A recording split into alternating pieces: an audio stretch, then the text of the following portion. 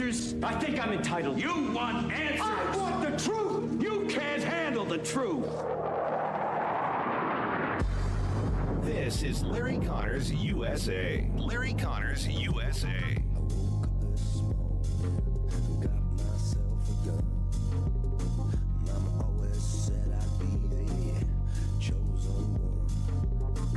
One officer was shot, but saved by the fact that he was wearing obviously a very good bulletproof vest. He was shot from very close distance with a very powerful gun, and the vest did the job.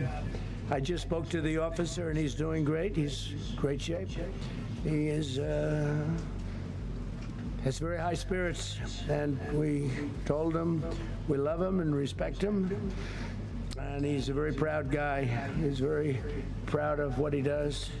President Trump, on the same night that a gunman tried to get into the Correspondents' Ballroom Saturday night with the motive, obviously, to kill Trump. Now, the motives you're going to hear scattered around. Well, he wasn't really after Trump. Maybe he wanted to go after correspondents. You know what the intended target was. Everybody knows what the intended target was if he had a chance. And Donald Trump wanted to continue the Correspondents' Dinner after he was rushed out because of the shooting outside the ballroom. The guy never got inside the ballroom. Security did remain tight to that extent, but he ran through an exterior security checkpoint, just ran through. And one Secret Service agent, immediately shot, it appeared to be in the abdomen, as the guy ran through an initial checkpoint. The agent grabbed at his stomach, fell down, then reached for his weapon immediately, and one knee down, started to try to open fire if he could find the suspect. Others were doing the same thing. They apparently fired several shots, and he wasn't hit. But they did catch him. They got him down the ground. And that night, the White House Correspondents' Dinner is often a chance to roast the president, mock him, make fun of him. And I'm sure a lot of them had some great comments lined up. And I'm sure that Trump had some great responses. You go into this thing kind of like a Dean Martin celebrity roast. You know they're going to come after you. That's okay. I'm going to fire back at them some. And Trump really wanted to continue that night. But the Secret Service said, no, sir, protocol says we cannot do it tonight. So Trump later came forward and said, we will schedule it, hopefully within the next 30 days. He wants to do it again. He said, we're not going to change our style of life and what we want in this nation because of sickos like this. And then what drove the guy to do this? Well, I'll get into that in more detail because at one point he had a NASA fellowship. And apparently he had gotten Teacher of the Year or something like that at some point. What turned him? Well, I would think a lot of the vile rhetoric's going on from the left. And I'm going to play some of that for you later. Now, I'll let you make your own judgment if you think that might have fueled it. But if someone is already mentally unstable and off, one word could be all they need to put them over the edge. And right now, it's not just one word that's been hammered against Trump and the USA and MAGA and any conservatives. It's a flood, a torrent, a tsunami of hate. What would you expect that to create? It's not a loving environment. And then what Jimmy Kimmel had to say, and then what Barack Obama had to say. Oh, we got a lot to cover for you coming up in this hour and more. Welcome to hour number one, Larry Connors USA. We're here for you every Monday through Friday from 6 to 8 p.m. And when we're on the air, like we are right now, we are streaming video. You can watch the program.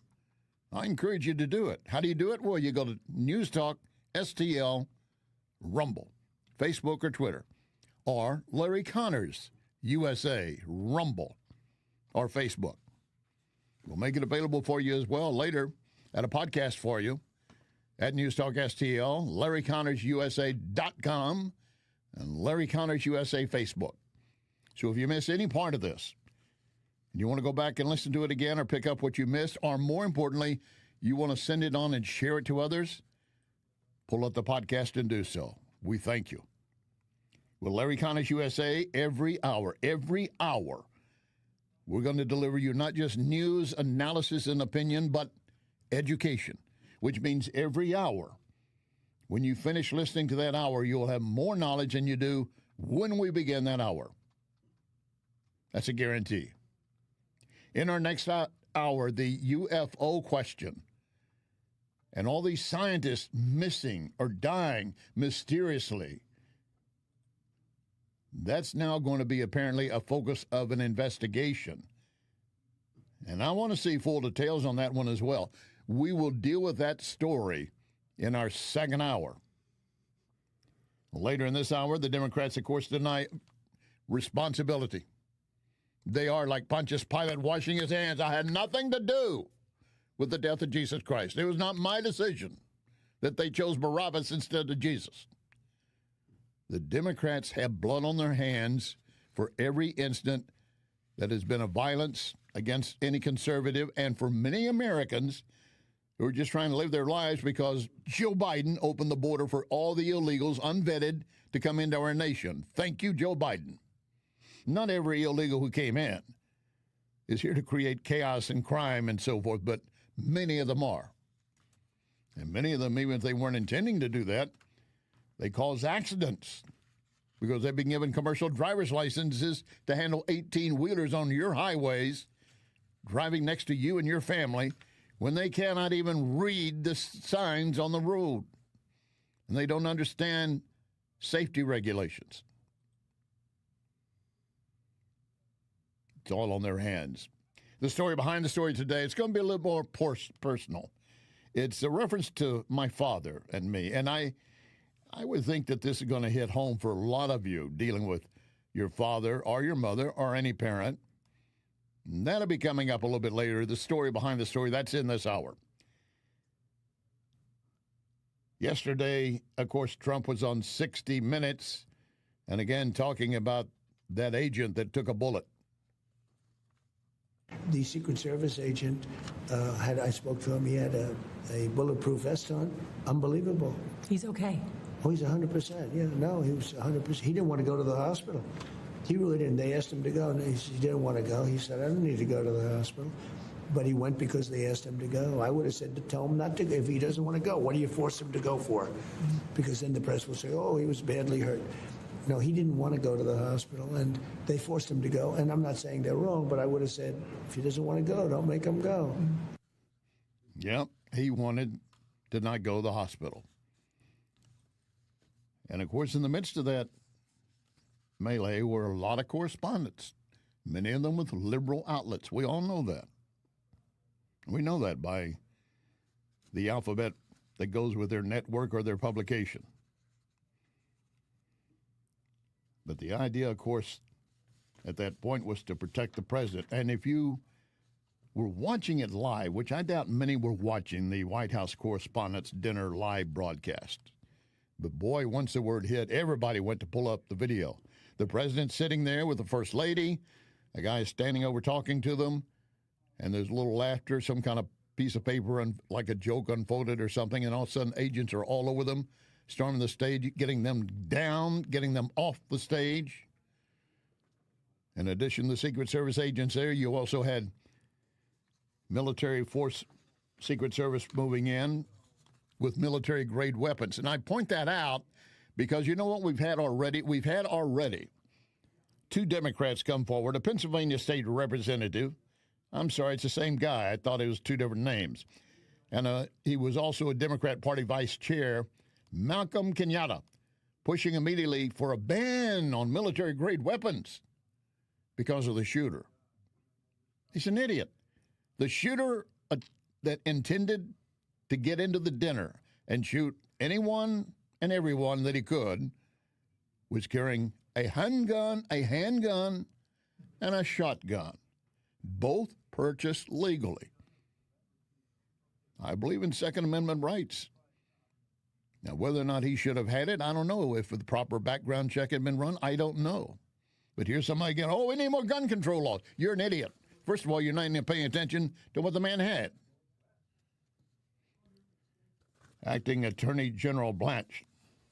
What we saw last night with law enforcement was something that should be a testament to every single American, that they have men and women protecting them, not only outside these borders with our great military, but also inside these borders with law enforcement. So that made me very proud to lead the Department of Justice last night when I saw the work that everybody was doing, keeping everybody safe, and also launching and very quickly conducting an investigation that will necessarily take time, but we've got a lot done already. Word came out that I saw that Erica Kirk, who was there, of course, her husband, Charlie Kirk, had been assassinated earlier last year. And she was there for that event. And after all that took place, she was just saying, I just want to get out here. I want to get home. I certainly sympathize that. She wanted to get home to her children. And again, it reemphasized the need for a White House ballroom, which Trump had offered to do and pay for out of his own money, or, of course, money he would gather from others, when Obama was president. Said, you need a large ballroom here for the White House. And it would be more secure, and it would be, than going to a hotel and trying to secure everything that's already been in place for some time.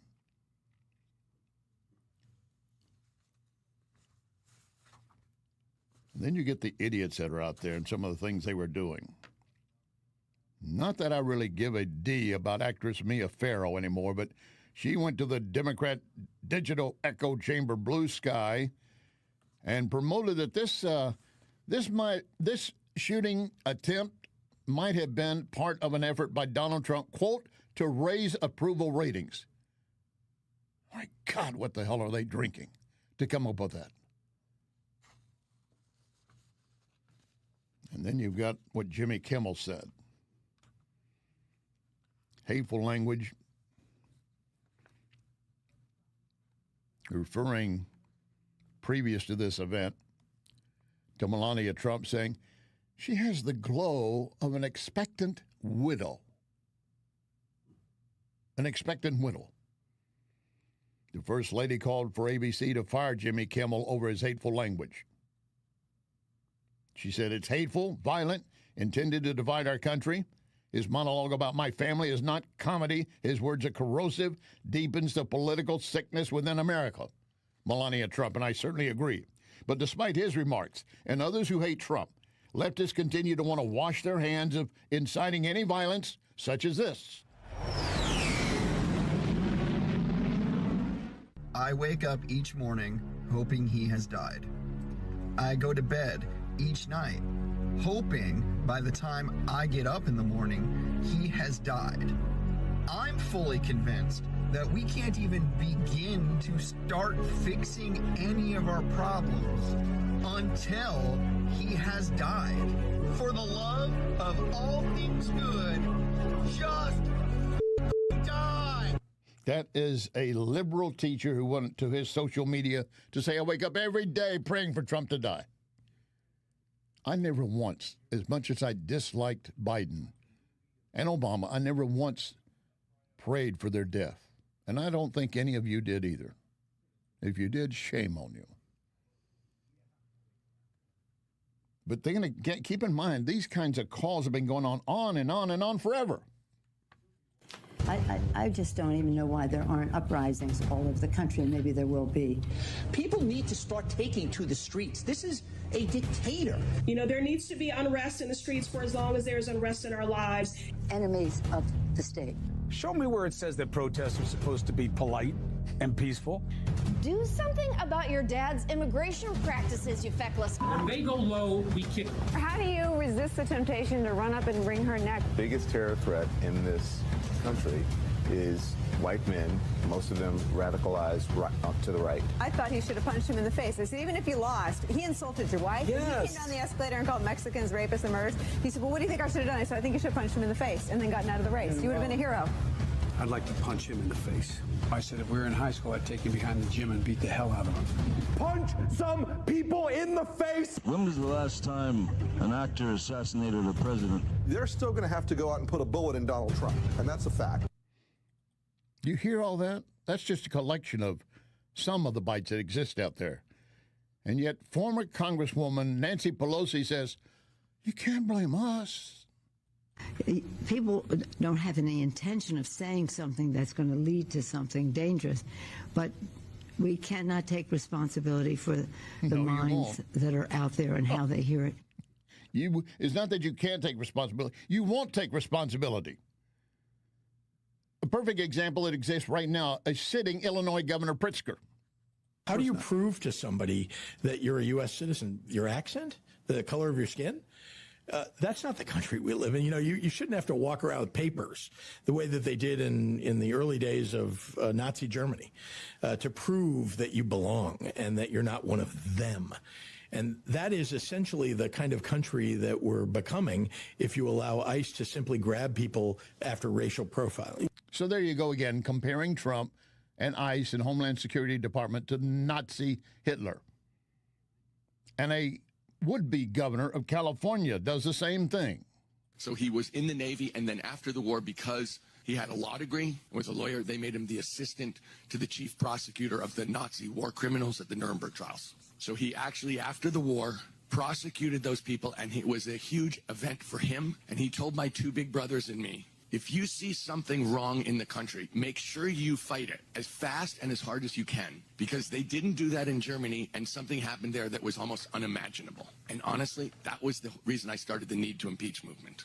Over 2 years ago, I thought there's something terribly wrong at 1600 Pennsylvania Avenue. Yeah, and so I started a petition drive. Over 8.5 million Americans signed that petition to say this guy has to be held to account. That's California Governor Steyer talking about his family and his father and everyone else, but again calling Trump a Nazi.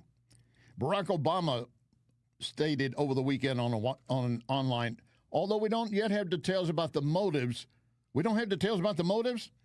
immediately you saw EPA Administrator Zeldin posting, don't pretend to be clueless about this motive.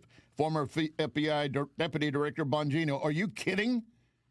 I mean, several others saying, this is a manifesto. He said he was going to go in there. It's all been published. It was published immediately as the FBI had it. They know what the motive was. But again, they will not take responsibility for it. We're going to talk about Obama and his reaction more in our next hour. Coming up later in this hour, Gordon Chain on China and Iran and new talks, maybe, maybe not. Lock and load, ready on the right.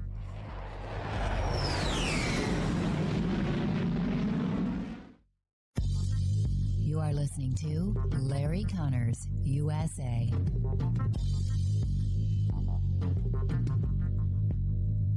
Another day must be another roofer in town. And John Beal and I were talking. He said, you know, every time you turn around, there's a new roofing company. Many of them have no idea what they're doing, and the statistics show that many will be out of business within 2 to 5 years. Who are you going to call to help you then? You need to remember only one name, John Beal. John Beal Roofing. You have a problem, he can take care of it. And we'll be here for you. John Beal Roofing. Call 1-800-NEW-ROOF. 1-800-NEW-ROOF. Spring weather has everyone sneezing, even inside their home or building. Instead of saying Gesundheit, call Wellington Environmental to perform air tests to determine if mold levels are too high. Gesundheit is the same as saying bless you after someone sneezes, the German word meaning wishing you good health.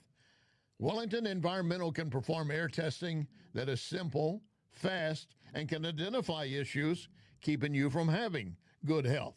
Wellington does the same for hospitals and nursing homes for indoor concerns. Give them a call. It's simple. 314-644-4930. 644-4930. Tell Cindy, I need air sampling. They've seen it all. They can help you. Next time you hear Gesundheit, think Wellington. Wellington Environmental. Be well with Wellington. True comfort is something you should feel every day in your home. It's the quiet of your mornings, the consistency of your indoor temperature, the way your home feels season after season. With Renewal by Andersen, from consultation through installation, everything is handled by one experienced team, built around your home, your schedule. Our exclusive Fibrex material, stronger than vinyl, built for extreme temperatures. And right now, you can save 20% off your entire project. Plus, take an additional $100 off every window and door, up to $1,000. 20% off the entire project. Flexible financing is available, but you need to call by April 30th. 877-WINDOWS. RenewalByAndersen.com. 877-WINDOWS. RenewalByAndersen.com. It's that time of season when families, businesses are moving. For local or long distance, I endorse McGuire Moving. Get a date set soon before the schedules are booked. 314-241-0600. 241-0600. McGuire is constantly giving back to our veterans, such as support dogs for our brave. So with McGuire, you're getting excellent service and helping our vets. McGuireMoving.com. This is News Talk STL. Walk out the door. Just turn around now, 'cause you're not welcome anymore. Weren't you the one who tried to hurt me with goodbye? Did you think I'd crumble? Did you think I'd lay down and die? Oh, no, not I will survive. This is Larry Connors USA. Larry Connors USA.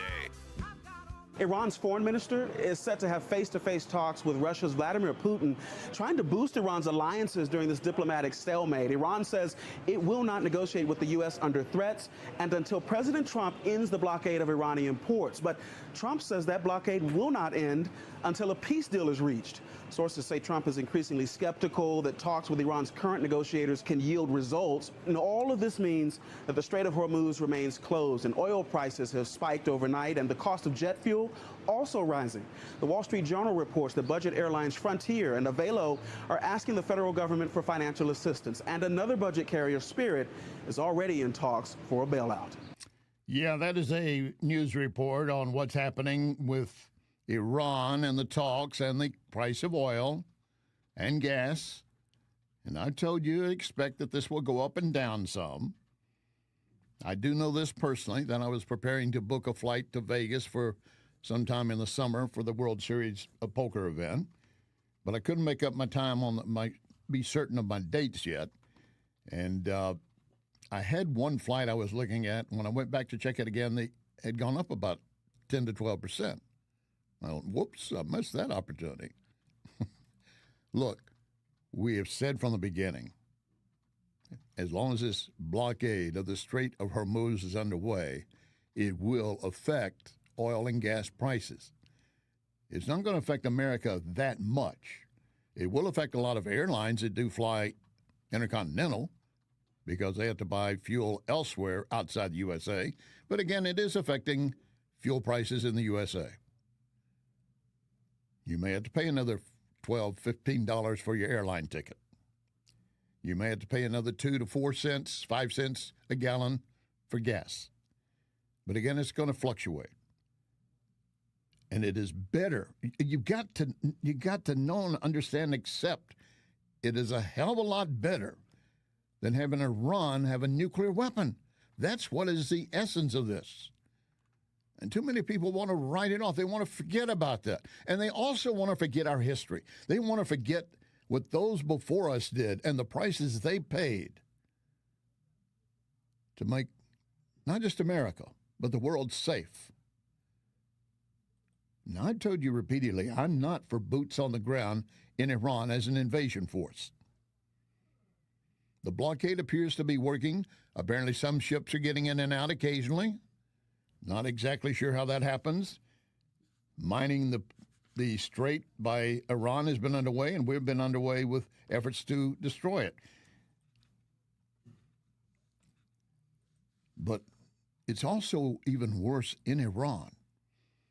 And Trump has threatened to take out every manufacturing facility, every oil facility, not just on Karg Island, but everywhere in Iran, anything that would be vital to the Iranian people. He does not want to do that because it hurts the Iranian people, not the regime. The regime, the leaders, they're going to jet off where the hell they want to and try to escape any accountability.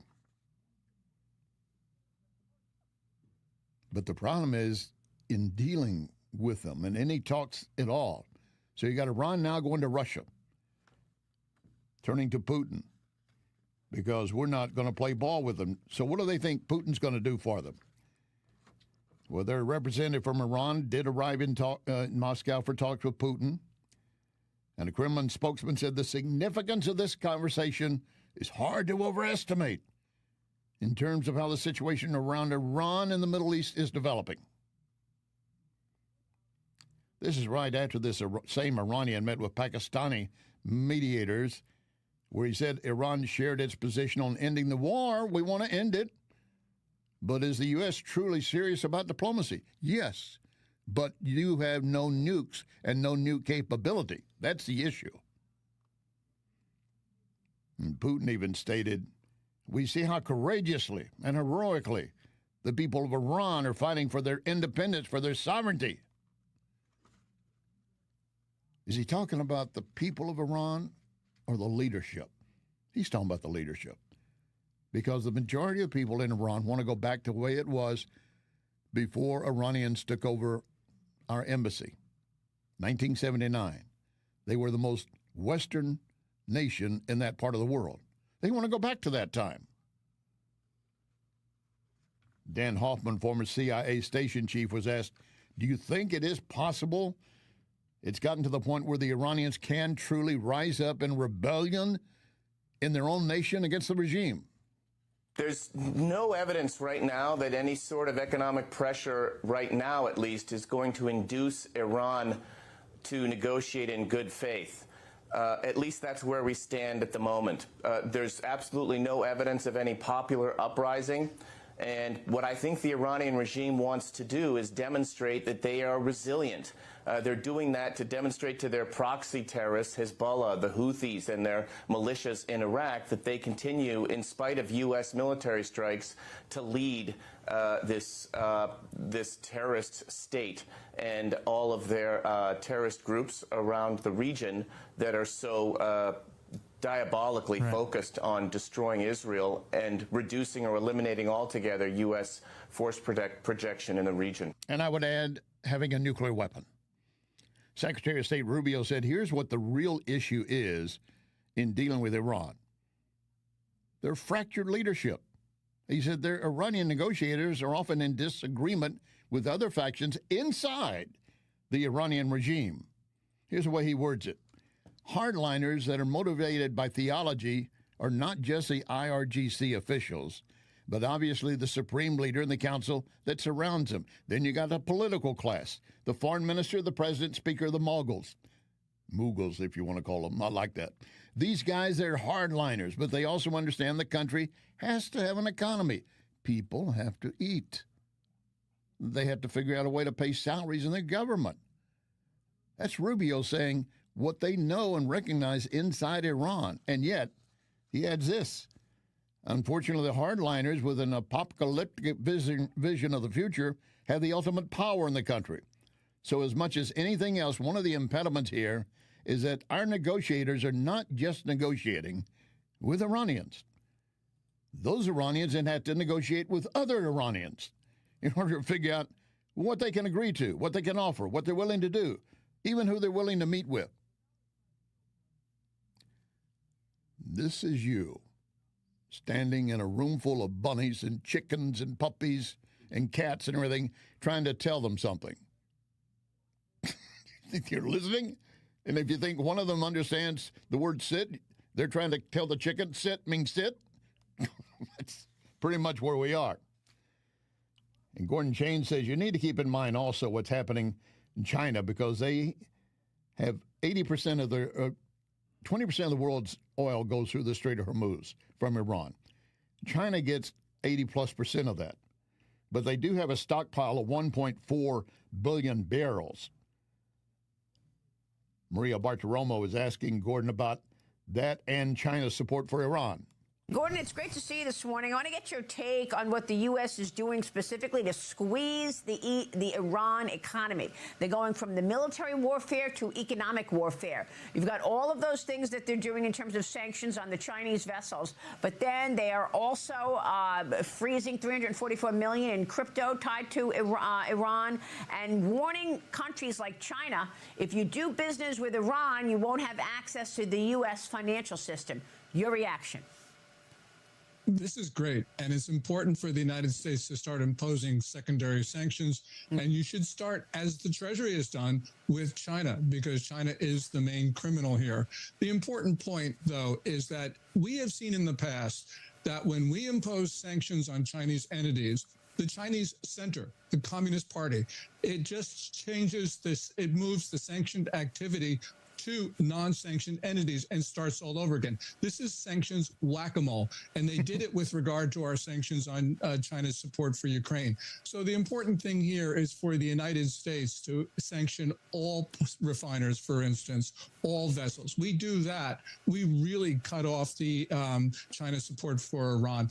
Gordon Chain, you often hear him on our program here, longtime friend and ally of our program, Larry Connors USA, a China expert. But he said, here's the other. This is a dirty secret that is known at the highest levels and nothing being done about it. The U.S. for years has known about the way China's been buying sanctioned oil and did nothing about it. So really what President Trump has said, look, we know what they're doing. We're going to enforce our own rules. And this is just elemental. This is great policy on the part of the president. And the American people should be applauding the enforcement of international norms and U.S. rules. You know, you have a lot of people say, oh, you know, the U.S. is a rule breaker. No, the U.S. is enforcing rules. Yeah, the U.S. is enforcing the rules. We will have to continue to put the pressure on. We're not going to allow it to step up, because if we do, then the only thing for Trump at that point will be to start bombing and hitting Iran directly again. He does not want to do that. Yet you've got those out there saying he wants war. He does not want war. He's got everything in place if he wants war, but he's trying to stop a war. All right, coming up, our story behind the story. And I think this might relate to you personally as well, and your relationship with your parents when you were younger, maybe even today. Stand by, please.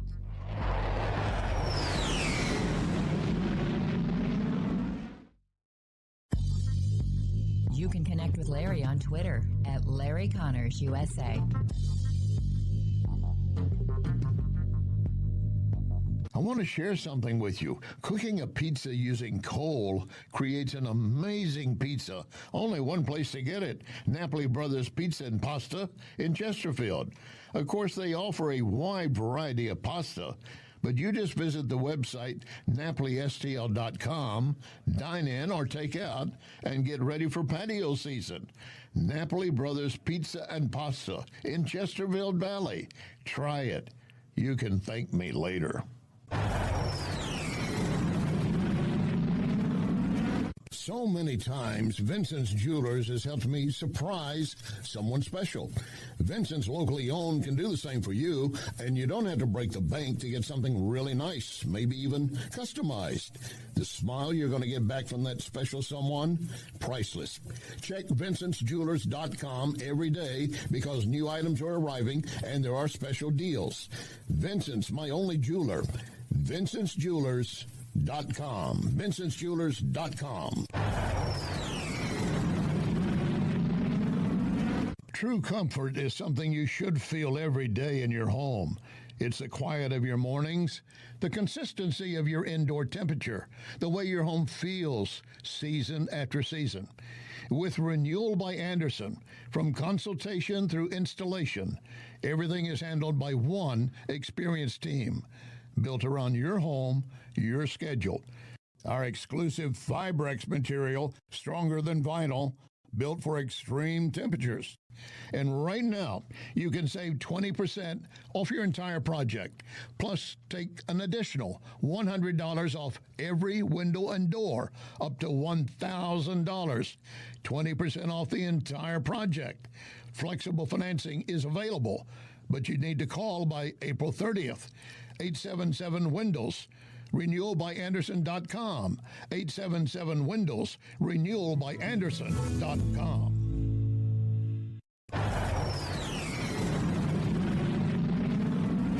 When insurance companies know you're represented by Onder Law, they know Onder is not going to let you be pushed around. Their reputation is built on years of courtroom battles. If you suffer an injury or damage to your property, serve the insurance company notice. You have Onder Law on your side, a St. Louis firm you can trust to protect you at every term. Don't settle for less. You want to win? Believe me, Onder wins. Onder, O-N-D-E-R, underlaw.com. This is News Talk STL.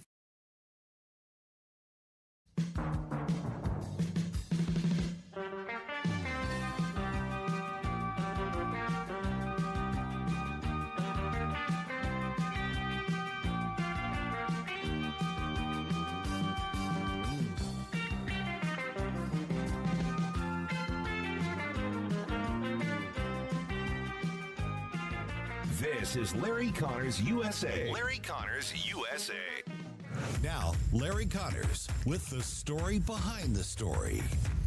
Welcome back. I'm going to share with you a nasty, dirty trick I pulled on my father when I was a teenager. And I never told him. But what I did at the time the event was occurring, I reached a point where I'm thinking, he's going to die. What I'm doing and what I have done, and if he continues doing what he's doing, it's going to kill him, and I'll be to blame. What exactly did I do? Let me come to that a little bit later. But let's get to something that you and your parents, or you were being raised, and maybe how you're raising your children. My dad was raised by a very stern father, my grandfather. He was basically a sharecropper for a period of time and then took over some other land and began running cattle on it. I've told you about him before, in East Texas. And that's where I learned to be a cowboy, the best I could anyway. But Granddad was a very stern man, he was very quiet spoken. But if he wanted something done, he wanted it done. He wanted it done correctly and immediately. There were 13 children in that family. One of the early daughters died in a car wreck. I never knew her, but of course I knew many of the other aunts and uncles once I was born. Some had already passed before I was born. And I do remember grandmother saying that she couldn't remember a day that one of the kids wasn't sick, and I don't doubt that. They're out in the country being raised, and life is hard, and you got chores to do. Chores, actual chores. And for those of you who have maybe dairy farms and you lived on those, or you worked, and you know you were out early in the morning, you had to go do that before you went to school. I know there are kids that were then and even today talking about, oh my God, my parents made me walk through 4 miles of blizzard just to get to school. It's a lie, but it serves as a reminder to tell the young'uns how tough it was then. And it was tough for some, tougher for others, easier for others. But in my household, I had a younger brother, 3 years younger, 2 younger sisters. And Mom had them doing chores. I do know that once they reached an age. But we all had chores of some type. And when we reached age, we were to make our beds every day when we got up. You could not leave your room unless the bed's made. My brother and I shared a room. And yes, I'll admit to this. Because I don't think my brother's listening because he's going to a function. But if he pulls out the podcast, I'm going to go ahead and say it anyway. I would be the last to leave the room after everything was put together. I'd go over there and purposely unruffle his bed. knowing Mom was going to come in and throw a fit. Mom, I made my bed. And she said, no, you didn't. Get back in there. And then give him some additional chores. Dad was always big about having us boys go around and do yard work. I mean, all kinds of yard work. And whatever the dirtiest job he could find for us to do, that was something else we would do. You probably grew up the same way. He was raising us the way he was raised. And that included spankings. And I mean real good spankings, a belt whooping. Not really hitting you across the face, not using the belt buckle, but he would fold a belt and he would whack you a few times on your bottom. If you knew you had one coming, even if it's summer in your shorts, you went inside and put on 2 pairs of jeans, hopefully. And more you acted like it hurt, well, then it was over sooner. So we learned to act as if we were hurt. I raised 2 girls, and I raised them much like my dad did. I never used a belt on them, but I'd use my hand, and especially on the older one, the first. I was a new father, a new parent. I didn't know anything but the way I was learned, probably for the same as you and your kids and your family. But they also had chores to do as well, would make sure you must do this. But what we were doing was different than what Mom and Dad would do. We would give them a little bit of money for doing it. And I mentioned that one time to my dad about something one of the daughters had done. I said, yeah, I gave her 50 cents for that. He said, you're paying her to do chores? I said, yes, sir. He said, you don't pay your kid to do chores. Did I ever pay you anything to do a chore? No, sir, you didn't. You did not. It's expected. You're supposed to get the things done and help the family. And I remember one particular hot summer day in August in Texas. Again, that's redundant. A hot summer day in August in Texas, it's redundant. But anyway, he had us out there working in the yard all day long, picking up everything, making sure the yard was picture perfect. And then he took both of us, my brother and me, and our 2 sisters and Mom, and we went to Dairy Queen and got an ice cream, a special treat. It wasn't pay for what we'd done because the girls hadn't done anything. It was just he wanted a treat. And then we're coming back. And I want to say it was my brother that made the wisecrack, but it wasn't. It was me, I have to admit. We're talking about how hard we worked that day. And I see some trash laying in the gutter about half a mile from our house. Sorry about that little alert. It's not going to bother us. We're going to be fine. But what happened was, about half a mile from the house, I noticed some cups and other trash in the curb, on the curbway. And I said, yeah, I'm surprised Dad didn't make us go and start cleaning all this up about a mile from the house. Well, that was a stupid thing to say, because as soon as I said that, he stopped the car and said, get out, and start picking up all that trash and all the way back to the house. I should have kept my mouth shut. But one of the big jobs I had to do, because I was the older one and Dad didn't want my younger brother near the lawnmower, I had to mow the lawn. It was a gas Briggs & Stratton engine. Maybe many of you have done the same thing. It was a pull start lawnmower, and it had a little needle on the top that had to be adjusted for the carburetor, for the fuel. You had to adjust that perfectly and make sure the spark plug is attached, because you can pull and yank on that thing all day long. It will not start. And I don't know how many times I would go out and try to start the lawnmower. I couldn't get started. I tried and tried. Finally, I had to go back inside the house. And Dad would say, why aren't you mowing the lawn? Dad, I couldn't get it started. And he would go out there, and one yank, it would be starting. And he'd look at me and, I felt it. So there came one day like that, and I thought, if I go in and tell him I can't start it, I know what he's going to do. He's going to come out here and start it immediately. So I decided I'd pull a little prank on him and make it more difficult for him to start the lawnmower. And yes, there is more to the story. You are listening to Larry Connors, USA.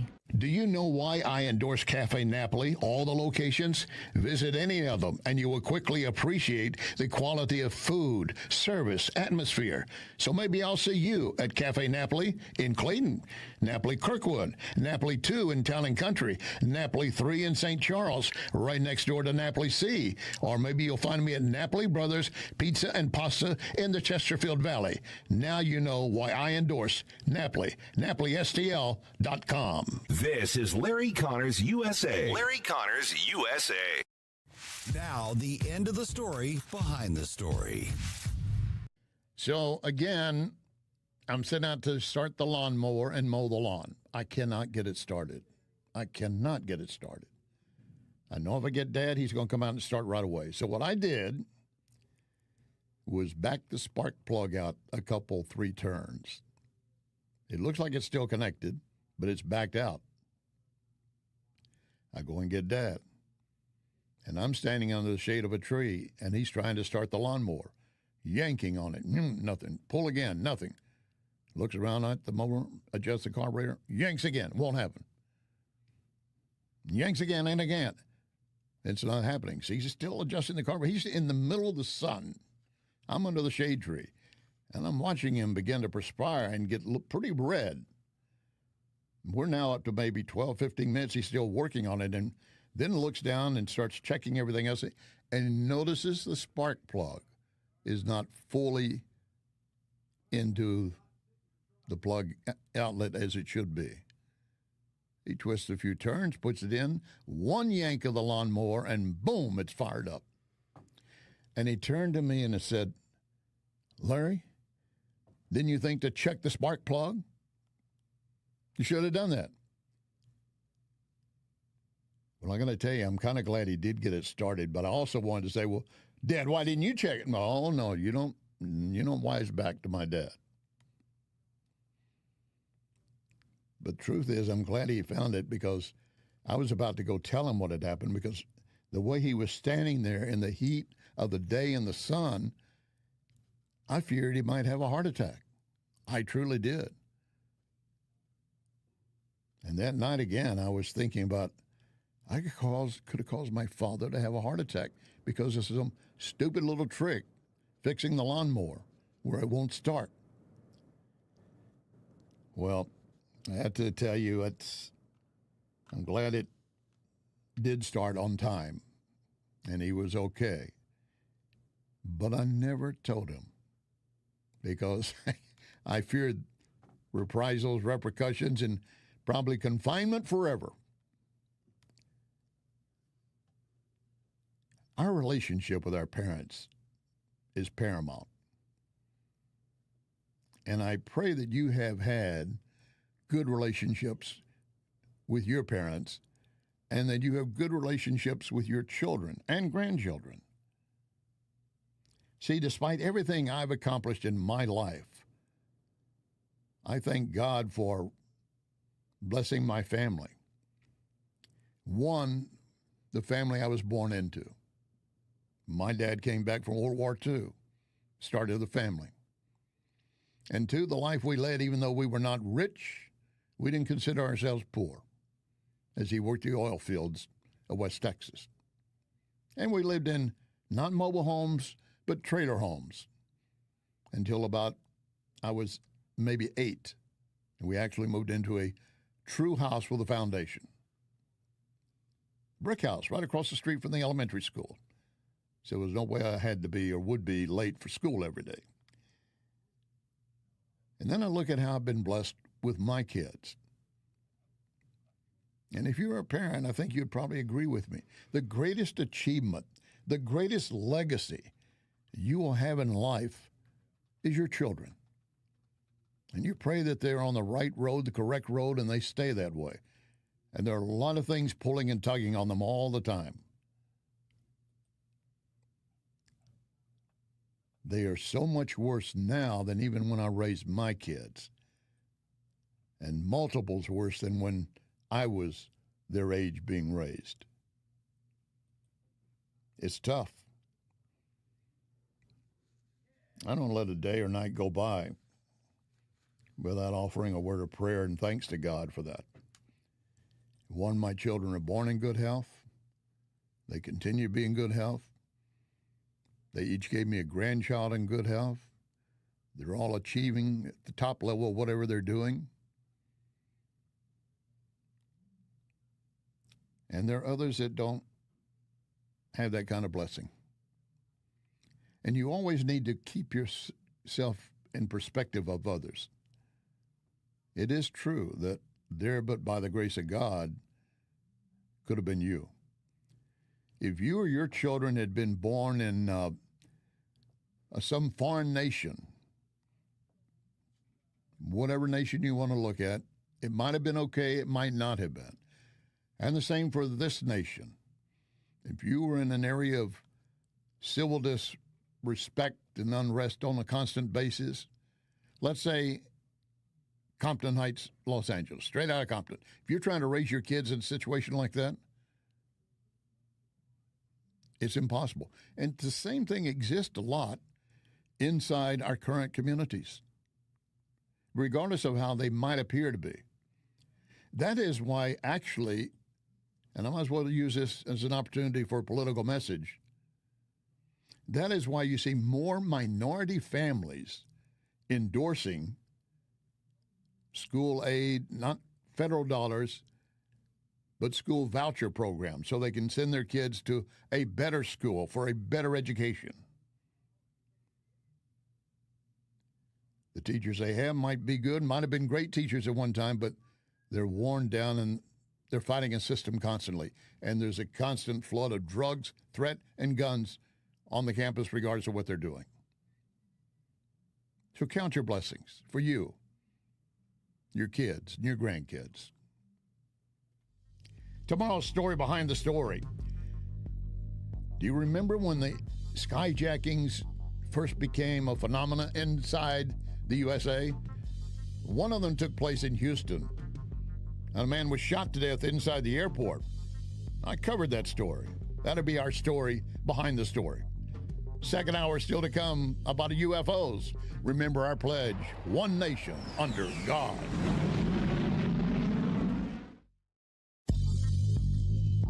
You can hear podcast of this program at Larry Connors USA Facebook. Larry Connors USA Facebook. John Bill Roofing reminds you we are in the stormy season, and that means if you have even the smallest leak in your roof, you could soon have a much bigger issue. Call John Bill to make sure that your biggest investment is protected. That call can save you major dollars. If you do get hit during a storm, John Bill has a rapid response team. Call 1-800-NEW-ROOF. 1-800-NEW-ROOF. 1-800-NEW-ROOF, John Bill. There's only one place you can get pizza cooked over coals, Napoli Brothers Pizza and Pasta in Chesterfield Valley. Of course, Napoli Brothers has a great selection of pasta dishes.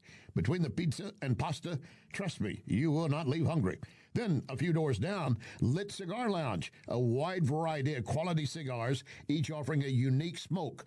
That cigar, some premium whiskey, all you need to do is enjoy. Lit Cigar Lounge and Napoli Brothers Pizza and Pasta, Chesterfield Valley. It's that time of season when families, businesses are moving. For local or long distance, I endorse McGuire Moving. Get a date set soon before the schedules are booked. 314-241-0600. 241-0600. McGuire is constantly giving back to our veterans, such as support dogs for our brave. So with McGuire, you're getting excellent service and helping our vets. McGuireMoving.com. So many times, Vincent's Jewelers has helped me surprise someone special.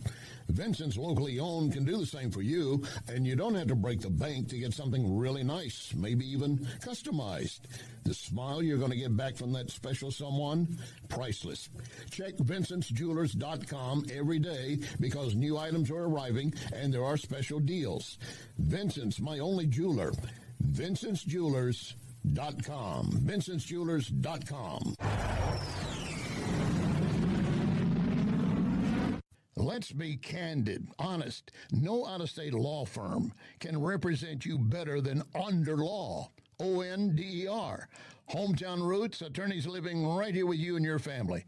When you suffer an injury because someone else was negligent, Onder Law will make sure the other party takes full responsibility. You'll get full compensation, not a backroom deal worked out with some insurance companies. And of course, we're moving into the stormy season. And again, when you have a legitimate claim, you should be properly compensated.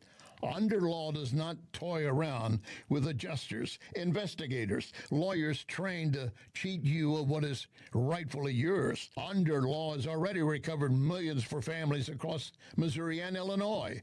Onder wins. Not just a catchy phrase, it's a fact. So I'll repeat it. Onder wins. OnderLaw.com. O-N-D-E-R. OnderLaw.com. Wins. This is NewsTalkSTL.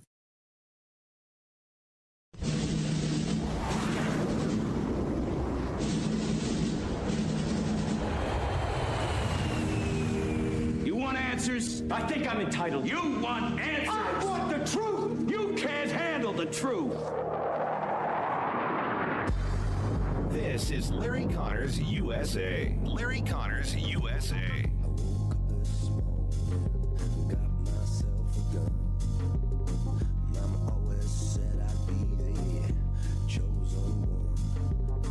And I believe it's my duty to level with you, to tell the truth, no matter how difficult, no matter how painful.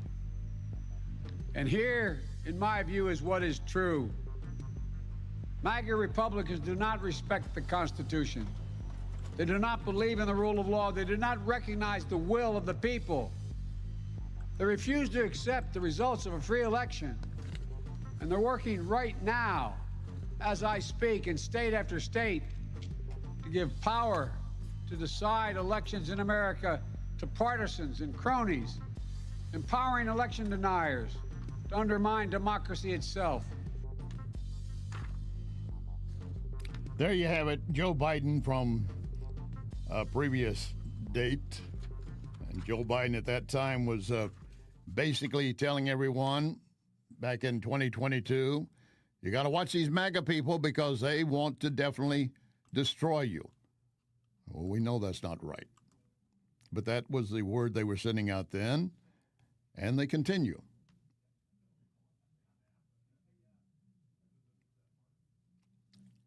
And the thing about that kind of remark is the fact that they are going to continue to push the rhetoric, and they have, and it's escalated. It's escalated to the point where it leads to the events we saw this last weekend. What can be done to kill Trump? Now, I say that, but I don't have proof that the guy went in there specifically to kill Trump. But you know what he's called himself, the shooter? He's labeled himself. Let me find this phrasing again. This phrasing is pretty bizarre. He called himself. Let me see. I want to give it to you direct. I don't want to make it up in any way that somebody can say, "Where did you come up with that?" This is a bizarre nickname that the guy charged with going inside, trying to get inside the White House Correspondents' Dinner, at one point had described himself as a friendly federal assassin. A friendly federal assassin. What, you think he's capable of doing the CIA or something like that?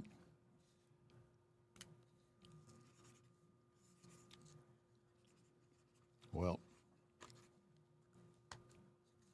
he did not succeed, thank goodness. He did not succeed because he got stopped. He did run through an initial barrier, and when he did, he opened fire on the Secret Service agent standing there and hit him. I want you to hear Trump speaking about that a little bit later. But first of all, welcome to hour number 2. Larry Connors USA. We're here for you every Monday through Friday from 6 to 8 p.m. And when we're on the air, we are streaming video. You can watch the program. Go to NewsTalkSTL Rumble, Facebook, or Twitter. Or Larry Connors USA Rumble. And everything goes up as a podcast later at NewsTalkSTL, LarryConnorsUSA.com, Larry Connors USA Facebook. And again, I want to remind you of something. If you're traveling outside the area where our station signals reach, and we are limited, even though we've got two very good, powerful FM signals, we are limited by the FCC as to how far they can reach. So we know there's a line of demarcation where once you leave, you can't pick us up. It's just that way. It is for every station. But if you get our app, it's a free app. You download it on your phone, NewsTalkSTL. Go to your app store. Inside your app store, you will find it. Search for it, NewsTalkSTL. Download it. It is free. They're going to need minimum information just to make sure it goes to you.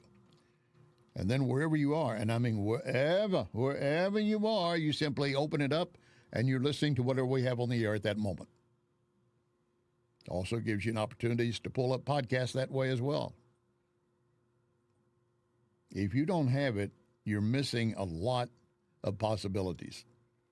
And with Larry Connors USA, every day, we're going to give you news, analysis, commentary, and education. And part of the education coming up before this hour is out, the push to find out what do we know or not know about UFOs, what is being kept from us, and what might still be kept from us. Are we going to get everything finally? And then this question, suspicion. Several scientists connected in one way or another to our nuclear labs, our nuclear programs, our space programs, die, either mysteriously, supposedly suicide, or we just don't know what happened to them, or they're missing.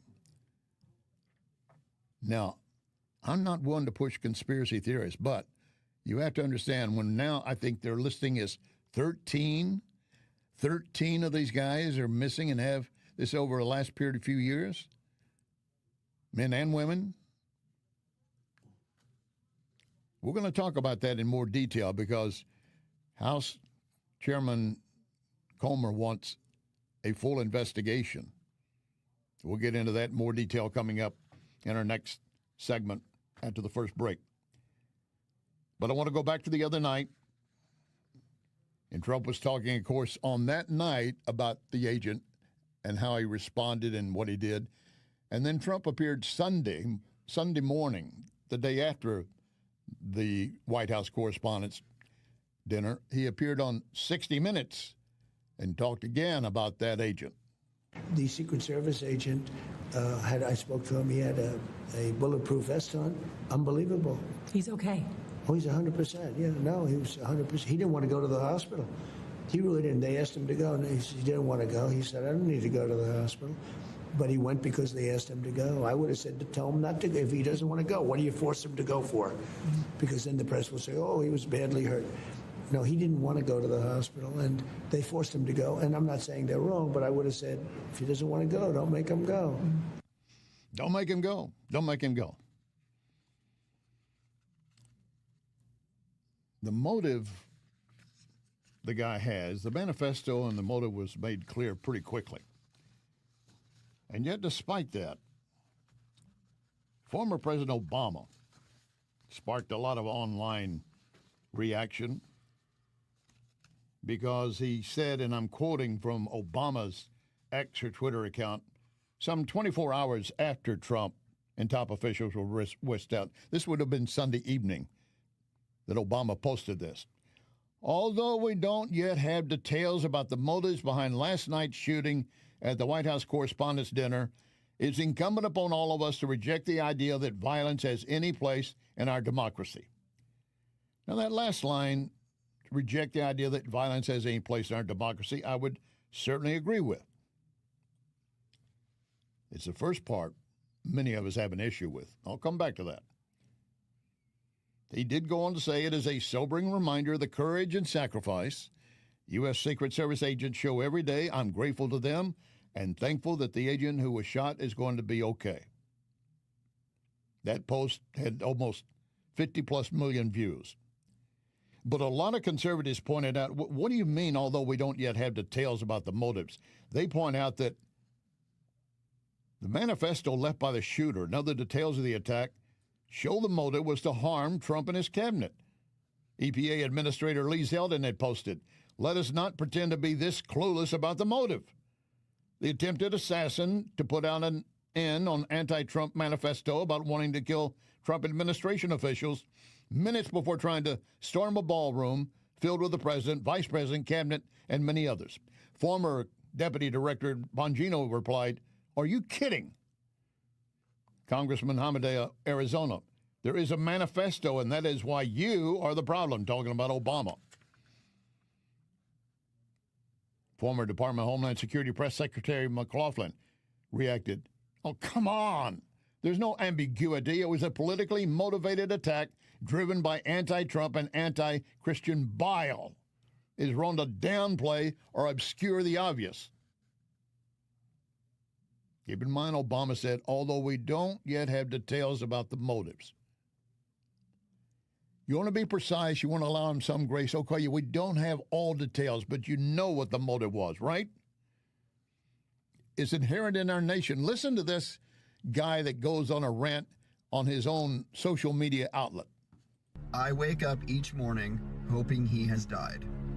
I go to bed each night hoping by the time I get up in the morning, he has died. I'm fully convinced that we can't even begin to start fixing any of our problems until he has died. For the love of all things good, just die." Wanting the president to die. I did not like Biden whatsoever, nor Obama, but I never once wished for them to die. And I don't think any of you did. If you did, shame. First of all, the leader of our country. Secondly, it's another human being. And all lives matter, not just black lives. All lives matter. Regardless of their political stance, their lives matter, and they have families. It's been noted that this 31-year-old now charged with going into the White House Correspondents' Dinner, or trying to get in, had a manifesto detailing his intention to target officials in the Trump administration. He shared it with his family before storming the Washington Hilton. His sister said that my brother had a tendency to make radical statements, and his rhetoric constantly referenced to do something to fix the issues. In one post, he had stated that Trump was the Antichrist. So the motive is all very clear there. And many on the left are to blame for that kind of attitude. Yet Pelosi will deny it. People don't have any intention of saying something that's going to lead to something dangerous, but we cannot take responsibility for the minds that are out there and how they hear it. You can't take responsibility. If you plant the seed, you are responsible for it growing. You're the ones in the street protesting no kings, trying to make that Trump is a king. He's not a king, and you know it. It's a lie. Bruce Springsteen, who's been adamant against Trump, wavered after this latest attempt on Trump's life. Third attempt, third attempt. Bruce Springsteen said he prayed for the president's safety. Thank you, Bruce, for finally coming around recognizing not just civility, but humanity. And yet you got Jimmy Kimmel, who prior to the event, prior to what happened the other night, referred to the First Lady, Melania Trump, said, you know, she's got the glow of an expectant widow. Now, again, he made that statement before the attack. But still, why would you say something like that after 2 attempts on Trump's life? So the First Lady is calling for ABC actually to fire Kimmel over his hateful and violent rhetoric. But Pelosi said, well, we can't be responsible for what somebody might do, you are responsible. It's a third attempt. Now you can say, well, they didn't get that close this time. What?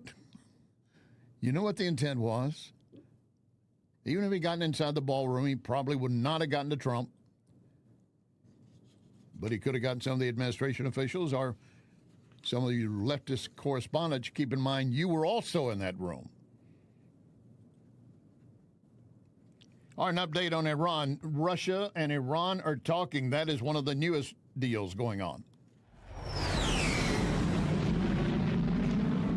Iran's foreign minister is set to have face-to-face talks with Russia's Vladimir Putin, trying to boost Iran's alliances during this diplomatic stalemate. Iran says it will not negotiate with the U.S. under threats and until President Trump ends the blockade of Iranian ports. But Trump says that blockade will not end until a peace deal is reached. Sources say Trump is increasingly skeptical that talks with Iran's current negotiators can yield results. And all of this means that the Strait of Hormuz remains closed and oil prices have spiked overnight and the cost of jet fuel also rising. The Wall Street Journal reports that budget airlines Frontier and Avelo are asking the federal government for financial assistance. And another budget carrier, Spirit, is already in talks for a bailout. And I'm not going to be no bailout for Spirit. They had a chance to be bought out and they refused the offer. It's private enterprise. You take your risk. We're not going to be bailing out these guys. Iran's foreign minister did meet with the Russian president as U.S.-Iran negotiations appear to be collapsing. And part of the issue there, according to Secretary of State Rubio, we can talk all we want to these guys, but then they can't make decisions. They have to go back and talk to the other Iranian factions. Then they have to talk to someone else and someone else. So who's really in charge and who's capable of making decisions? We don't know, do we? And the question's been raised, is the pressure going to be enough now on the Iranian people that there might really be a full uprising? Dan Hoffman is a former station CIA chief. There's no evidence right now that any sort of economic pressure, right now at least, is going to induce Iran to negotiate in good faith. At least that's where we stand at the moment. There's absolutely no evidence of any popular uprising.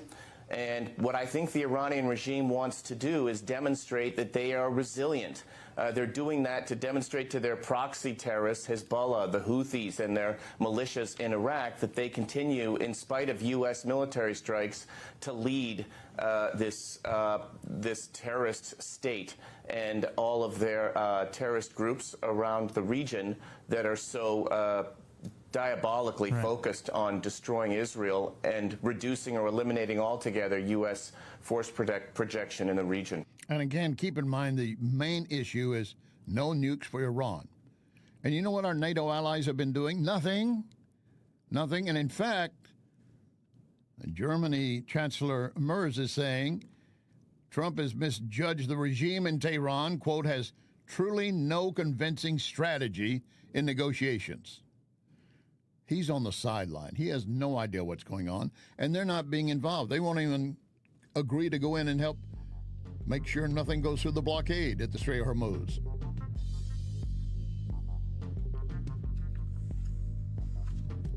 All right. Coming up, the question about UFOs and the mysterious death and disappearance of scientists. You don't want to miss this. Still to come. Lock and load. Ready on the right.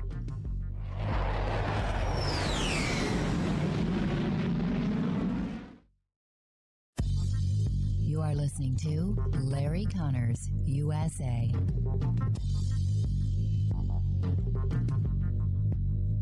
Spring weather has everyone sneezing, even inside their home or building. Instead of saying Gesundheit, call Wellington Environmental to perform air tests to determine if mold levels are too high. Gesundheit is the same as saying bless you after someone sneezes, the German word meaning wishing you good health. Wellington Environmental can perform air testing that is simple, fast, and can identify issues keeping you from having good health. Wellington does the same for hospitals and nursing homes for indoor concerns. Give them a call. It's simple. 314-644-5600. 4930. 644-4930. Tell Cindy, I need air sampling. They've seen it all. They can help you. Next time you hear Gesundheit, think Wellington. Wellington Environmental. Be well with Wellington. McGuire Moving is silver certified, which means they are great at relocating senior citizens. In fact, McGuire is a household name because McGuire understands the stress involved when moving older adults. So if you or family members need help moving, I highly recommend McGuire Moving. 314-241-0600. 241-0600. Get a free in-home estimate. McGuireMoving.com. John Bill Roofing reminds you we are in the stormy season, and that means if you have even the smallest leak in your roof, you could soon have a much bigger issue. Call the John Bill to make sure that your biggest investment is protected. That call can save you major dollars. If you do get hit during a storm, John Bill has a rapid response team. Call 1-800-NEW-ROOF. 1-800-NEW-ROOF. 1-800-NEW-ROOF, John Bill. So many times, Vincent's Jewelers has helped me surprise someone special. Vincent's locally owned can do the same for you, and you don't have to break the bank to get something really nice, maybe even customized. The smile you're going to get back from that special someone, priceless. Check Vincent'sJewelers.com every day because new items are arriving and there are special deals. Vincent's, my only jeweler. Vincent'sJewelers.com. Vincent'sJewelers.com. This is News Talk STL. Oh, baby, when you talk like that, you make a woman go mad. So be wise and keep on reading the signs of my body. I'm on tonight, you know my hips don't lie, and I'm starting to feel you, boy. Come on, let's go real slow. Don't you see, baby, I see it's perfect. This is Larry Connors USA. Larry Connors USA. I delegated Tim Burchett, Anna Polina Luna, and Eric Burleson to be the three members of the committee to investigate, what the status is of the UFOs, the UAPs, whatever you want to call them. And I know that they've been meeting with various government officials in the SCIF, so they've been privy to some classified information. I haven't asked them about it because you're not supposed to talk about that stuff outside the SCIF. Yeah. But are you nervous just about like it, every sir? American to see what they have. Does it concern you? I'm not nervous about it. You got a friend of yours No, saying stuff like no. that. He's from Tennessee. You're from Kentucky. Yeah, I know. Right? We live pretty close to each other, but I'm more concerned about the deaths of the 10 nuclear scientists right now than I am any potential UFOs. And, some conspiracies say that that may be involved with the nuclear mysteries here. I don't know, but well, yeah, I because know a lot of them were involved in various UFO missing, research. Anti-gravity, one's an anti-gravity scientist. What's anti-gravity? I don't know. But I say this, look, we need new conspiracy theories, Mr. Chairman, because the old ones keep coming true. The old conspiracy theories come true, so we need more. You were listening to Congressman James Comer appearing on Newsmax talking about Tennessee Congressman Burchett and Burleson. They're going to be appointed to see any correlation between UFOs and all of the missing scientists. Now, you heard Comer say 10. The number is actually more than that when you look at how many scientists are tied to various issues that are suddenly either missing, committed suicide, or died in some mysterious fashion. In fact, the New York Post had stated Saturday they had learned the death of Matthew James Sullivan, age 39, who died at his home in May of 2024. So that's going back a ways. From a lethal mix of alcohol, aprolazolam, that's the wrong pronunciation. It's basically something like a Valium, and a couple others, all apparently mixed together. Aprolazolam, I'm still not doing it right, anti-anxiety medication. Another that he took was a muscle relaxant. Still another drug for children to treat anxiety and bedwetting, all prescription drugs. That apparently he took that and committed suicide. His death at the time was described as a suicide. And yet, when you look closer at it, again, a Congressman Burleson of Missouri said that based on a letter he obtained by the New York and California tabloid, the New York Post, Sullivan's death is, quote, of grave concern to him. And this other group now being put together by Comer to check into the death of so-called implications for national security.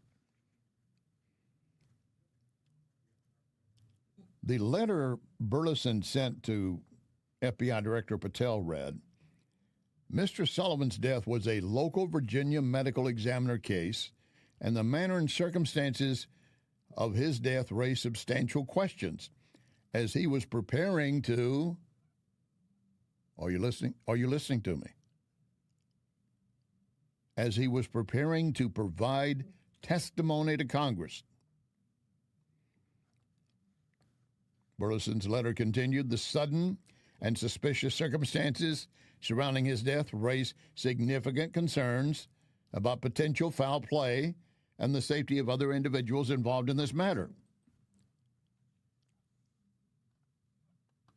With that death counted and then another that's been added, and still another, Sullivan could well be number 13 on the list of scientists who have disappeared, died mysteriously, or in some kind of accident.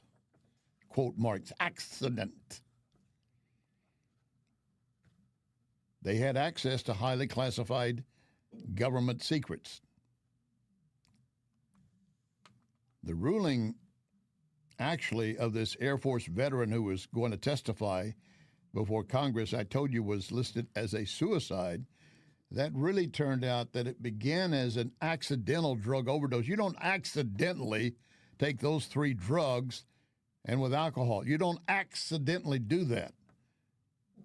Now, you could call suicide a lot easier. But what is going on with that? You know, as of April this month, the U.S. is now investigating more than 750, as they call them, UAPs, unidentified anomalous phenomena sightings. President Trump has directed the Pentagon to release all the records on these UFOs and potential non-human intelligence.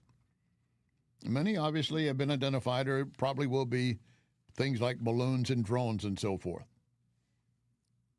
But Congress is reviewing testimony about some of them and reversed engineered technology. Trump says he wants all of it public. And legislators are holding hearings and demanding information. They're looking at some 16-millimeter films from the 70s and reports of non-human intelligence visiting Earth. The Pentagon is also carrying out some investigations involving either cigar-shaped or tic-tac objects. Some are looking at splitting aircraft formations. The government might be hiding the technology. Then you got the ones underwater. I quoted today in a commentary I've been running that Tennessee Congressman Burchett had said a Navy admiral told him they had on sonar a UFO, and I'm going to continue to use that phrase. They want UAPs, but whatever, traveling at 200 miles an hour underwater. And Burchett said, the admiral told him, he said, that's not us and it's not China, because if it were China, they would own us. They'd be using stuff like that all the time. Now, again, we're not trying to create a conspiracy theory, but yeah, I would like some answers. There's a publication, Michael Shermer, skeptic, and he says, I write this the week of April 20. Both mainstream media and social media are chock full of coverage on the disappearance of 11 and counting U.S. scientists who worked on UFOs, nuclear weapons, military defense, propulsion systems, and related fields. And then talked about how Chairman Comer is very concerned, going to add things to it, and including Congressman Burleson. And he quoted Burleson as telling Fox News this has all the hallmarks of a foreign operation, suggesting it could be China, Russia, or Iran. And a famed physicist was quoted as saying, if 10 scientists, and we're talking about 13 now, but if 10 suddenly die or vanish who all have access to sensitive research, this is cause for national concern. And President Trump admitted this is pretty serious concern. Some very important people. I hope it's random. And one of them, Amy Eskridge, was president of the Institute for Exotic Science. That's an organization she co-founded, working on anti-gravity propulsion. Died by suicide, supposedly self-inflicted gunshot wound. And others died in other ways, falling off the side of a mountain trail. And then you got a retired major general who went missing on a wilderness hike in New Mexico, taking with him his wallet and a .38 caliber revolver, leaving behind his phone and prescription glasses. And he said, before we jump to conspiratorial speculations on these vanishings, consider the fact that somewhere between 1,200 and 16 people disappear in America's national parks annually. Well, I didn't know that. Did you? That's what he claims. And he says that is a stunning number that shrinks by comparison to more than 500,000 who go missing each year throughout the U.S., according to the FBI. Maybe people just walked away. Maybe they got kidnapped, whatever. He's basically trying to debunk all of this. And I'm not saying he's wrong to do so, but he's pointing out that there are the other considerations. But if you want to jump into the conspiracy lane, well, you're there solidly. So there was a 29-year-old, a long criminal with a long rap sheet, spotted on someone's property. He got caught because the guy called police, and this guy that owned the property, apparently one of these scientists, not the one that went missing or disappeared. But again, they're raising questions. And then you got one who died after being struck while crossing the street at the University of Alabama in Huntsville. I'm leaving it to you. What do you think? You want to talk about another conspiracy theorist? How about Mondami turning all of New York City into Marxist communist country? He's trying. Believe me, he's trying. Update on that when we continue.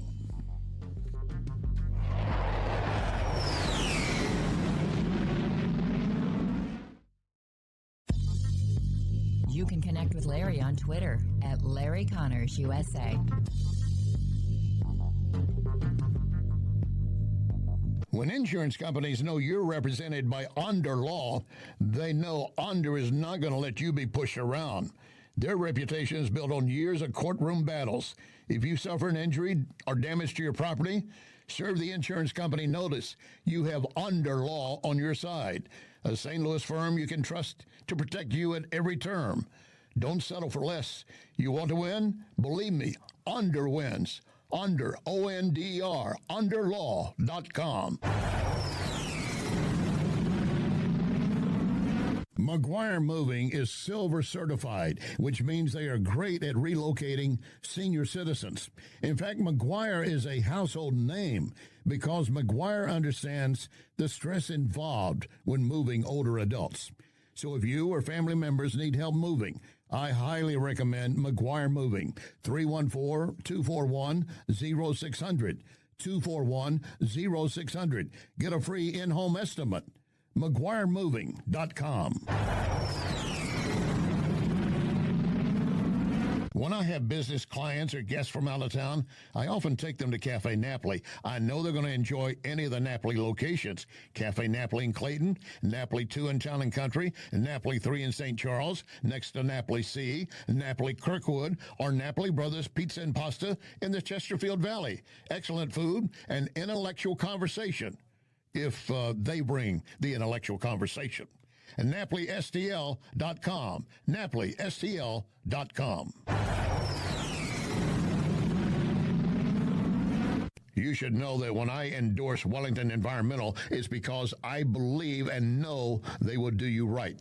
Wellington takes pride in providing homeowners and businesses whatever they need. You need some dustless blasting, they will take care of that. You need some mold remediation, they can do that. They take pride in training their team to perform multiple services and having the equipment ready to get jobs finished. That's important to you. You make just one call, and you call a company that's been around for more than 35 years with more than 45 technicians in the field. Most of you know finding good workers, then having them show up on time could be difficult. Not for Wellington Environmental. They're there at the designated time, ready to go. Check them out to see what they could do for you. Dustless blasting or anything else you need.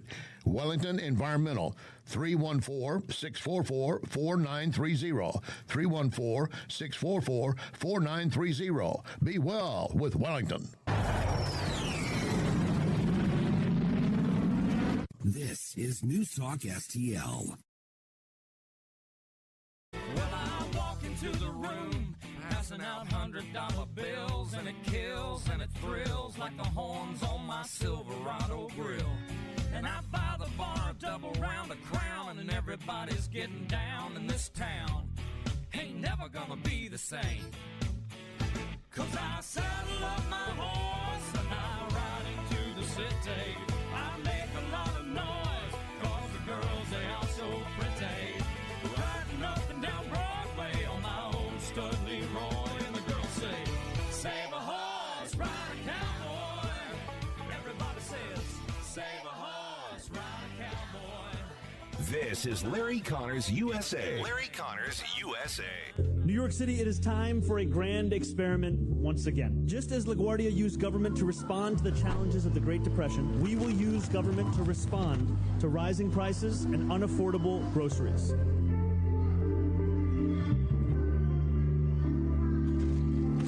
During our campaign, we promised New Yorkers that we would create a network of city-owned grocery stores, one in each borough. The city will subsidize a core set of staples. A private operator will run the store, but they answer to the standards that the city will set. Bread will be cheaper. Eggs will be cheaper. Grocery shopping will no longer be an unsolvable equation. And workers will be treated with dignity. This is what we mean by a new era. When New Yorkers are being priced out of their groceries, government will step in and deliver affordability. Right. This is Mondami, the Marxist communist government of Mondami's New York City. Yeah, he did promise that on his campaign trail. We're going to have city-run grocery stores. He's saying we won't really have them, though, now until 2029. Between now and then, you're just out of luck, I guess. There are several issues wrong with this. To begin with, a government-run grocery store. Let's say you and your parents have a little grocery store, your little bodega, whatever you want to call it. And you're making a living. Not great, but you're making it, and you've got to pay, I should say, price items at an acceptable rate to have the customers come in. You can't charge them $5 for a loaf of bread if they can get it down the street for maybe 80 cents. But if the government's going to come in and say, here's a price, you can't go above that, well then, where's some of the profit going to be? Where are you going to have the money that you need to keep the store open? The light's gone. I don't see any opportunity for any of the privately owned family businesses to get any benefits whatsoever. All the benefits will be going to the government stores. Mondami's plan is to have, as you heard, 5 different ones and one in each borough. So they're not going to be like they're everywhere, but at the same time, it would be costing something like $60 million. They They say it's going to be cheaper than the current corporate supermarket activities. They will operate on city-owned land. They will be exempt from rent and property taxes to lower their overhead and reduce the cost for the consumers. And are they going to pay the workers the same? Then they're really asking you to pay their workers, even if you don't go to that store and buy anything. And again, it puts private enterprise, those who are trying to make their own future, takes it out of their hands. They don't have control of it at all anymore. It's not just a foolish idea. It's a stupid idea. Let me correct that. It's a communist idea. But they want you to believe that this will make things better. And there are people in New York who believe in this. They voted for him. They want to have that.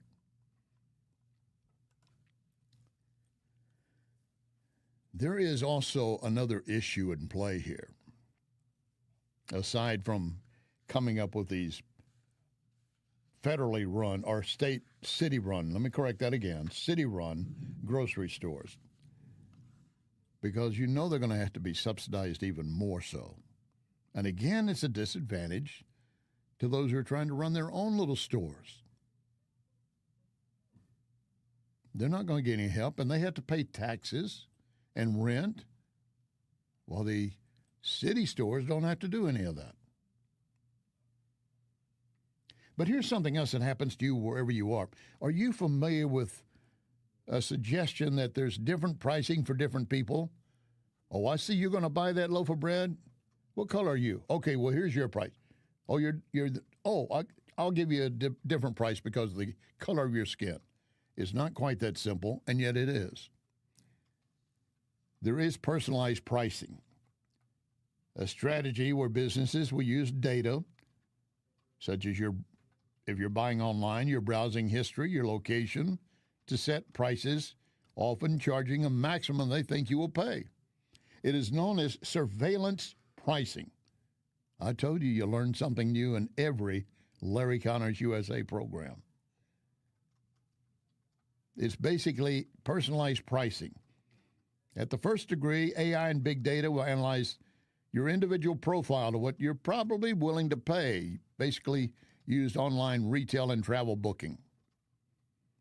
And you get group-based pricing, varying by group, student discounts, senior fares, regional pricing. Let's say you and I walk into a grocery store, and since I'm a young guy, I pick up a box of cereal. Got to have my brand, right? I pick up a box of cereal. You pick up the same box. We get up to the counter, and let's say I pay, I'm just going to guesstimate, I pay maybe $1.50 for this box of cereal. Not a very big box at that price, right? And then you get up, and they're charging you $2.25.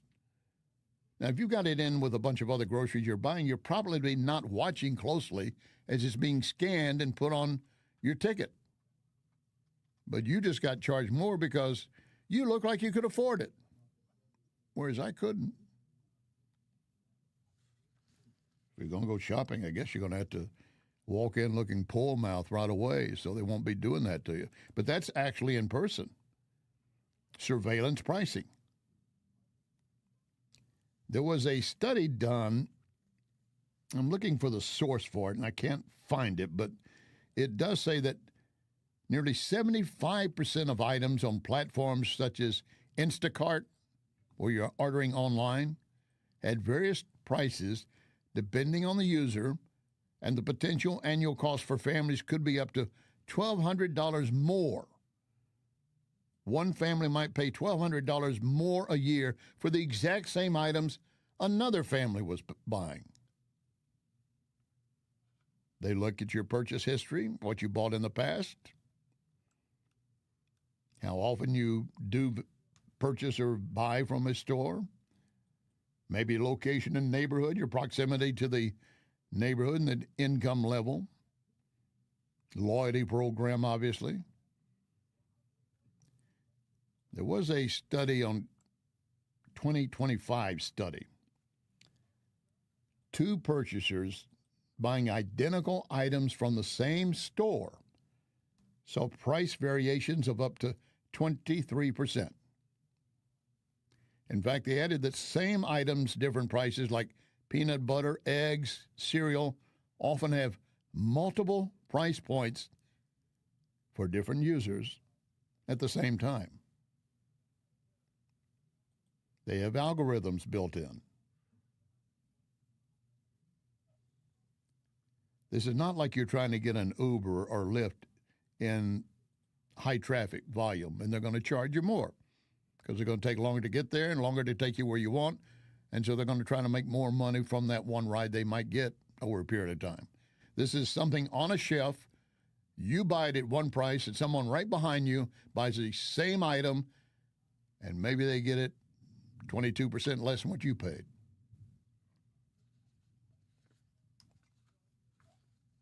They're profiling you. They're profiling you in various ways.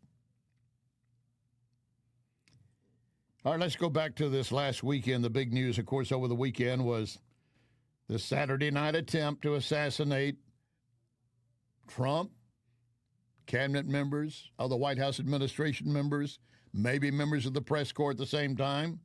But the Secret Service did a great job. What we saw last night with law enforcement was something that should be a testament to every single American, that they have men and women protecting them, not only outside these borders with our great military, but also inside these borders with law enforcement. So that made me very proud to lead the Department of Justice last night when I saw the work that everybody was doing, keeping everybody safe, and also launching and very quickly conducting an investigation that will necessarily take time, but we've got a lot done already. That was, of course, our acting AG, Todd Blanche. Now, of course, there are questions about, well, how did the guy get... He was staying at the hotel, by the way. He had traveled there by train, apparently, from California. How did he even get weapons inside the hotel? They're not checking bags coming into the hotel. He was staying in the hotel. Apparently, he had a disassembled shotgun, and he also had a pistol. And then in his luggage, once he got in his room, he got everything ready. And ready to make his mad dash down to the White House Correspondents' Dinner. So he comes running down the hallway. You don't know that's going to happen until suddenly he's running at you. And then you start trying to take action. And the first agent, there is a metal detector to one side, but he obviously was not going to go through that. So he's trying to go through an open entrance where there is an agent standing. And he immediately fires a shot at that agent, striking him. The agent survived. He had a bulletproof vest on. You see him in the video grab at his stomach, abdomen area and drop down, but then get up on one knee and pull his pistol and start looking for the target. And others were doing the same. Secret Service agents did fire some shots. No one hit the guy, but they got him under control, grabbed him and pulled him down. That shooting suspect made his first court appearance earlier today. He got hit with 3 charges, including attempt to assassinate the president. Now, I know a lot of folks are going to say, well, you don't know for sure they're going to go after him. Come on. You know if he had an opportunity, he was going to do it. He's already been on social media in the past, one, taking part in a No Kings event, secondly, talking about Trump being the Antichrist. So if he had a target he could choose and get to, it would have been Trump. So just the very fact that he's carrying a weapon into an area where the president is reason enough to charge him. There was no plea. He was just simply informed of the charges against him. Next steps in the case decided. A detention hearing now set for April 30. A preliminary hearing scheduled for May 11. But you got these left-wing loonies out there and many on the left that basically have been preaching hate, and they're the ones who fuel this. This guy, according to his sister, has had issues in the past.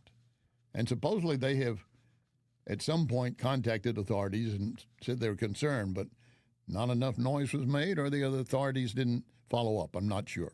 He did legally purchase the weapons. And contrary to what the left, some of them want to tell you, that now we need more rules on military-grade weapons. He had a pistol and a shotgun. The military-grade weapons you saw inside the hall were when the Secret Service SWAT team took over the stage, watching over the crowd, see if anyone else was going to attempt something. While they're still trying to get basic protectees out. See, the Secret Service was all around the perimeter on the inside of the hallway, and they all have assigned certain members of Congress or members of the cabinet there to protect. So if anything goes down, they go rush to that person and get them out with their spouse if they can, obviously. And while they're doing that, dressed in their suits, their lapel pins identifying them, the Secret Service SWAT team comes out with heavily fortified armor and weapons, scoping and looking for anything that might be going wrong, but well-trained. No one fired a shot that did not need to be fired. Trump was asked, this being the third attempt on your life, why do you think they do this? Believe me, because, it's my life. And I want to live because I want to make this country great. That's why I want to live. But when you're impactful, they go after you. When you're not impactful, they leave you alone. Yeah. And he didn't acknowledge that. He said, look back over the assassination attempts of major figures. And not just presidential, Martin Luther King. But obviously Abraham Lincoln. And Gerald Ford was also targeted. JFK was targeted. Trump now, this is the third attempt to kill him. Not as close as what happened at Butler, Pennsylvania, nor the guy at the edge of his golf course. But it's another attempt. He says, it's because I'm doing something effective and impactful. And I would add, he didn't say it, but it's also the vile language from the left who actually want him dead. That's what their real wish is. And yet they claim that he wants to be a dictator. They have no proof. It's just a lie. Again, thank God that Trump was spared, as were others. We'll be back here tomorrow at 6. Please join us. Let your family and friends know. Remember our pledge.